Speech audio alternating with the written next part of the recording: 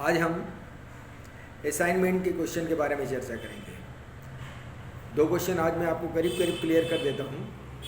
पहला क्वेश्चन है, बाजार मूल्य की प्रवृत्ति सामान्य मूल्य की ओर आने की होती है। यहाँ पर मैं बता दूँ, सामान्य मूल्य एक स्थिर मूल्य होता है जो उत्पादन लागत से थोड़ा अधिक होता है। उत्पादन लागत से थोड़ा अधिक होता है, वो एक स्ट्रेट लाइन में रहता है। और बाजार मूल्य हमेशा घटता बढ़ता रहता है, एक समान कभी भी स्थिर नहीं रहता है। मांग के अनुरूप बढ़ता भी है और घटता है। कैसे? यदि बाजार मूल्य को ध्यान रखते हुए देखिएगा, यदि वस्तु की मांग बढ़ गई है तो पूर्ति सीमित होने के कारण उसके मूल्य में वृद्धि हो जाती है। और जैसे ही मूल्य में वृद्धि होती है तो फिर उसकी मांग में कमी आने लगती है। तो ये चक्र हमेशा चलते रहता है, कभी बढ़ जाता है और कभी घट जाता है। परंतु दोनों ही परिस्थिति में, चाहे बाजार मूल्य कम हो चाहे बाजार मूल्य अधिक हो, उसकी प्रवृत्ति हमेशा सामान्य मूल्य की ओर आने की होती है। इस चित्र को देखिए, बीच में जो सीधी लाइन है वो सामान्य मूल्य है और ऊपर नीचे जो हो रहा है वो है बाजार मूल्य। तो देखिए, दोनों ही परिस्थिति में उसकी प्रवृत्ति किसकी ओर आने की हो गई है? सामान्य मूल्य की ओर आने की हो गई। हमेशा ऐसे ही रहता है। तो ये ध्यान रखिएगा, बाजार मूल्य की प्रवृत्ति हमेशा सामान्य मूल्य की ओर आने की होती है। मांग के अनुरूप उसकी कीमत बढ़ती है, बढ़ने के पश्चात फिर घटने लगती है। तो ये चक्र हमेशा चलते रहता है, सामान्य मूल्य हमेशा स्थिर रहता है। अब दूसरा क्वेश्चन है, बाजार मूल्य का निर्धारण।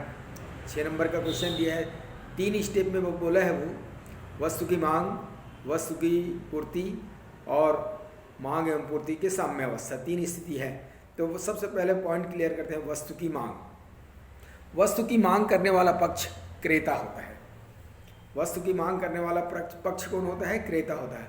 और अपने आप को क्रेता समझ के उसके दृष्टिकोण को समझिए। क्रेता वस्तु की मांग तभी बढ़ाता है या अधिक करता है जब वस्तु का मूल्य कम हो। वस्तु का मूल्य कम होने पर वो अधिक से अधिक वस्तु खरीदना चाहता है। कम मूल्य होने के कारण वो वस्तु की मांग को बढ़ाता जाता है। वस्तु की मांग बढ़ी तो मूल्य में भी धीरे धीरे वृद्धि होने लगती है। और जैसे जैसे मूल्य में वृद्धि होती है, क्रेता वस्तु की मांग को कम करने लगता है। एग्जाम्पल के लिए 1000, 900, 800, 700 ऐसा करके चल नीचे होते जाता है।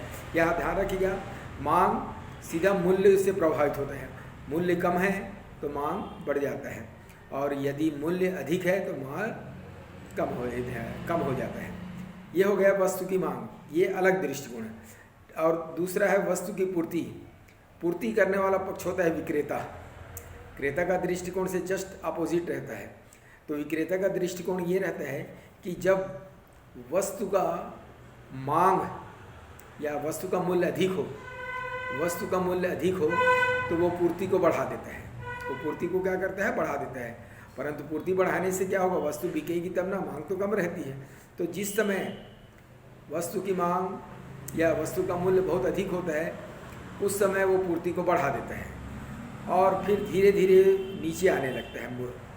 मूल्य क्या होने लगता है? नीचे। पूर्ति तो बढ़ा देता है परंतु बिकने से रह जाता है। तो फिर क्या करता है? वो वस्तु का मूल्य कम होने के साथ पूर्ति को भी कम करते चला जाता है।